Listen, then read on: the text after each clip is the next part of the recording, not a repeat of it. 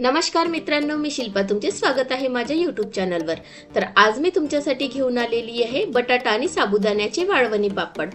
तर आज आपण अगदी सोप्या पद्धतीने वर्षभर टिकणारे हे पापड इथे तयार करणार आहोत। अगदी दुपटीने फुलणारा हा पापड। तर चला बघून घेऊया। इथे मी 6 ते 7 तास साबुदाणा छान भिजत घालून घेतलेला आहे। बघू शकता व्यवस्थित ते मुरल्या गेलेला आहे। या ग्लासने 1 ग्लास साबुदाणा आहे आणि मोजून घेतलं तर 1-1.5 ग्राम, 1 पाव 1.5 ग्राम साबुदाणा आहे। 4 बटाटे घेतलेले आहे सोलून मीडियम आकाराचे, बघू शकता। हिरव्या मिरच्या घेतलेल्या आहे दरदरीत कुटून, जिरं घेतलेलं आहे आणि उपवासाचं मीठ घेतलेलं आहे।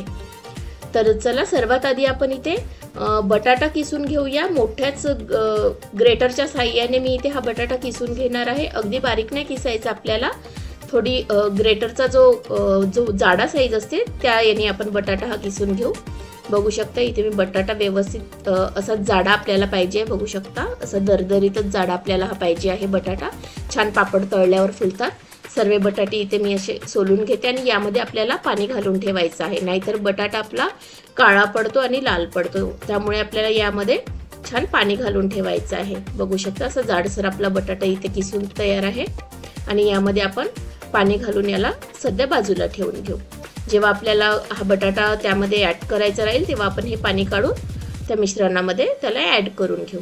तर चला आता बघून घेऊया पापड करण्याची रेसिपी। तर बघू शकता या ग्लासने मी 1 ग्लास भरून साबुदाणा घेतलेला होता, तर आता मी 3 ग्लास पाणी घेणार आहे। मी प्रमाण पण सांगते आहे, 1 ग्लास साबुदाणा कच्चा भिजत घातलेला नाही। एक ग्लास साबुदाणा कच्चा म्हणजे 1 पाव 1.5 ग्राम साबुदाणा, त्याला 3 ग्लास मी इथे पाणी घेत आहे। आणि व्यवस्थित आपल्याला पाण्याला उकळी काढून घ्यायची आहे। बघू शकता पाण्याला उकळी आली की यामध्ये आपण मीठ घालून घेऊ आणि इथे लक्षात ठेवायचं मीठ खूप नाही घालायचं आहे। अगदी खूप मीठ झालं की पापड खायला खारट वाटतात, म्हणून मी छोट्या चम्मचने 1 चम्मच मीठ घालून घेतलेला आहे आणि यामध्ये आपण हा साबुदाणा घालून घेऊ आणि व्यवस्थित आपल्याला साबुदाणा मिक्स करून घ्यायचा आहे आणि उकळी आल्यावरही त्याला चालवत राहायचं आहे, नाहीतर साबुदाणा बुडायला लागू शकतो। व्यवस्थित आपल्याला ट्रान्सपरंट होईपर्यंत साबुदाणा हा उकळून घ्यायचा आहे, शिजवून घ्यायचा आहे। म्हणजे साधारण इथे 10 मिनिटं आपल्याला हा साबुदाणा असा शिजवून घ्यायचा आहे पाण्यामध्ये, मीठ टाकून पाण्यामध्ये। व्यवस्थित तो घट्ट यायला लागला की हळूहळू तो जसा जसा शिजेल तसा तसा घट्ट येते। आता बघू शकता मी बटाट्यातलं पाणी सुद्धा काढून घेतलेलं आहे इथे, बघू शकता असा बटाटा सुद्धा कोरडा करून घेतलेला आहे। छान इथे साबुदाण्याला उकळी आलेली आहे आणि आपल्याला चालवत राहायचं आहे व्यवस्थित आणि घट्ट सुद्धा येत आहे, म्हणजे साबुदाणा आपला छान शिजल्या जात आहे। बघू शकता हळूहळू तो घट्ट सुद्धा येत आहे। महत्त्वाचं आपल्याला चालवत राहायचं आहे, नाहीतर तो बुडायला लागू शकते। इथे मी 7 ते 8 हिरव्या मिरच्या घेतलेल्या आहेत, त्याला असं दरदरीत बारीक करून घेतलेलं आहे मिक्सरला, ते सुद्धा आपण यामध्ये घालून घेऊ। ऑप्शनल आहे, मिरची पण छान वाटते। आणि 1 चम्मच मी इथे जिरं घेतलेलं आहे, ते सुद्धा आपण या उकळीच्या पाण्यामध्येच आता या स्टेपला घालून घेऊ। त्यानंतर जो आपण बटाट्याचा किस करून घेतलेला होता तो सुद्धा मी यामध्ये घालून घेतलेला आहे आणि व्यवस्थित याला आता मिक्स करून घ्यायचं आहे।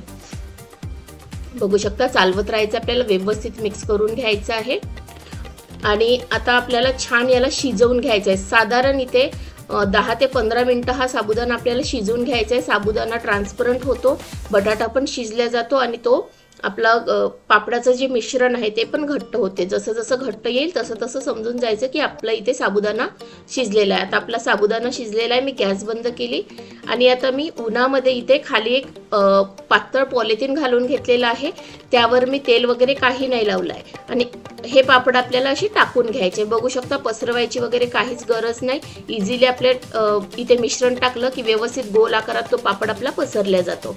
असेच पापड आपण इथे घालून घेऊ। खाली पॉलिथिनला तेल वगैरे काही आपल्याला लावायचं नाहीये। सर्व पापड बघू शकता मी याप्रमाणे इथे टाकून घेतलेले आहे। आता व्यवस्थित आपण याला वाळून घेऊ। 4 ते 5 तास आपल्याला वाळले पापड की आपले पापड अलगदच हे बघू शकता वरती यायला सुरुवात होते, म्हणजे कडेने ते सुटतात। आता मी काय करत आहे इथे हे पापड हलके हलके वरती आले तर याला असं परड्यामध्ये उलट्यात जो खालचा भाग आहे तो आपल्याला वरती करायचा आहे, म्हणजे दोन्ही साईडने व्यवस्थित आपले पापड वाळले जाईल। आता मी 3 ते 4 दिवस कडक हे पापड उन्हामध्ये वाळून घेणार आहे, मग आपले पापड खाण्यासाठी तयार आहे वर्षभरासाठी। बघू शकता इथे आपले पापड बनून तयार आहे। वर्षभर आपण याला स्टोर करून ठेवू शकतो आणि वर्षभर आपले पापड खाण्यासाठी तयार आहे। आता बघू शकता मी तुम्हाला तळून सुद्धा दाखवत आहे। तेल गरम झालं की आपण पापड टाकून घेऊ। बघू शकता किती छान फुलल्या जात आहे पापड, अगदी दुपटीने फुलतो आणि खायला पण तेवढाच हा चविष्ट पापड लागतो। अगदी कमी वेळात कमी साहित्यात ही रेसिपी आपल्या घरच्या घरी बनून तयार होते। तर या उन्हाळी वाळवणामध्ये तुम्ही पण हा पदार्थ नक्की करून बघा आणि कसे झाले ते मला कमेंटमध्ये नक्की सांगा। तुमचा अमूल्य वेळ दिल्याबद्दल खूप खूप धन्यवाद। आणि माझे व्हिडिओ बघण्यासाठी तुम्ही माझ्या चॅनलला सबस्क्राइब करा, व्हिडिओला लाईक करा आणि जास्तीत जास्त शेअर करा। धन्यवाद।